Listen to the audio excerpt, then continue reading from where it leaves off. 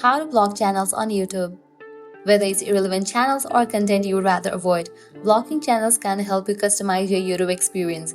In this video, I will show you how to block channels on YouTube so you can keep your feed clean and focus on what you love. Let's dive in. Launch your YouTube. You can head towards the profile page of the channel that you want to block. Just click on the video of it. You will land to the profile page of it.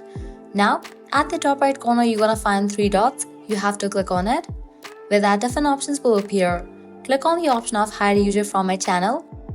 This prevents the channel from interacting with your content and their videos won't appear in your recommendations. Likewise, another thing you can do is head back. You can head over to any of the video of the channel that you want to block. At the bottom right corner of the video, you will find 3 dots. Click on it. Then navigate to the option of Don't Recommend Channel.